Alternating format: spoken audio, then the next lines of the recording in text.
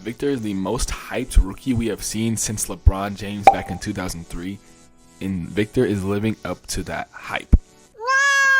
The expectations put on this man have been wild, and for him to come in here and still wow us is unbelievable.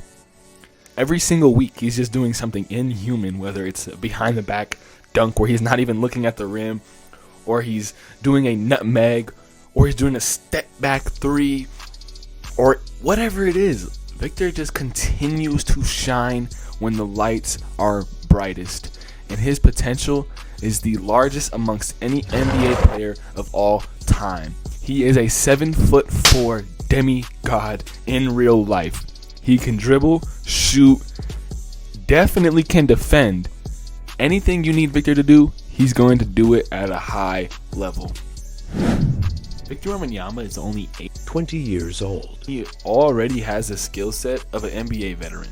His ball handle is as tight as it gets for a 7-footer, and his shot doesn't lack much either. Now, he is only shooting 27% from the three, but you got to give him some slack. This is his first year playing in the NBA, where the three-point line is a little bit different than it was over in Europe. But that doesn't mean he's getting less buckets. He's averaging 20 points per game, 10 rebounds, and a little under 3 assists on 44% shooting. As a rookie who plays for the Spurs really don't have any scorers outside of Victor. Devin Vassell is the other guy who takes the most shots, but Victor pretty much carries the load for this team offensively and defensively.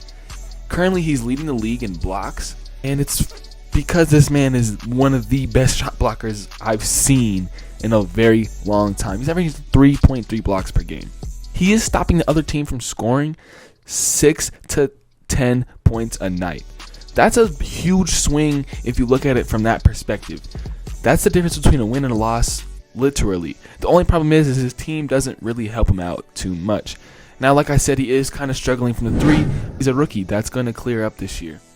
The thing about Victor and the biggest knocks that most draft guys had on him was the fact that he was going to be too small, too weak. He wasn't going to really be able to be on the court due to injuries, and right now he's kind of shut down all of those knocks on him. He recently just faced the man himself, Giannis Antetokounmpo, and played a phenomenal showdown.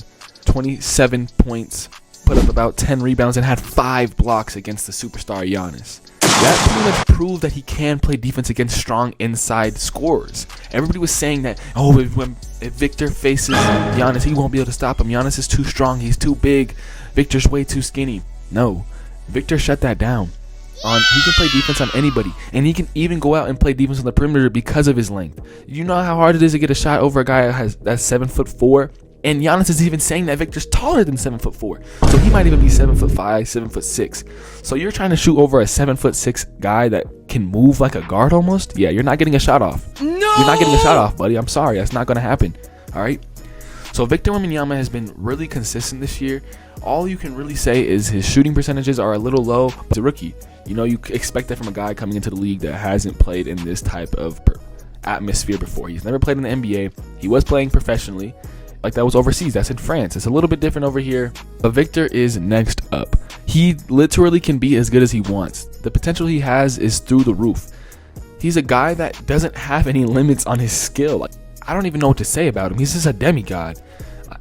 When you break it down and you look at how he gets buckets, he pretty much can do anything on the court offensively. He is either going to set a screen and get a lob from the three-point line, or he can even get a bucket on his own when they have an action where he's kind of moving off ball, cutting to the basket.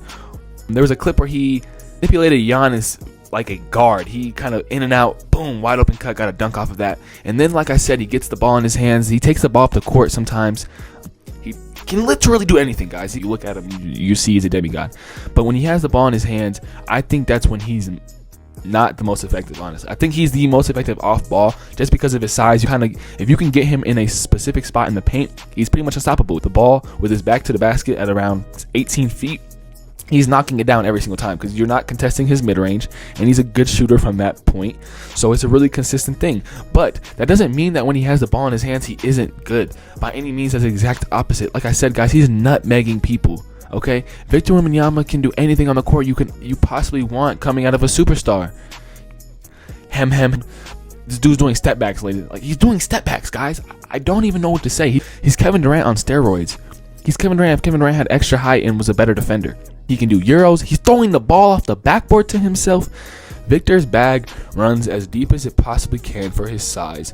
And this is only the first year of Victor Wembanyama. He's going to get better every single season. He has potential to be one of the all-time greats. He can definitely be the GOAT. He can be as good as he wants to be. If he wants to put in the work to be the GOAT, he will become the GOAT. But that's really all I can say about Victor, man. I hope you guys did enjoy this video. It was a quick one. I'll see y'all in the next one. Peace. Still jumping on this shit. Ooh, hop in that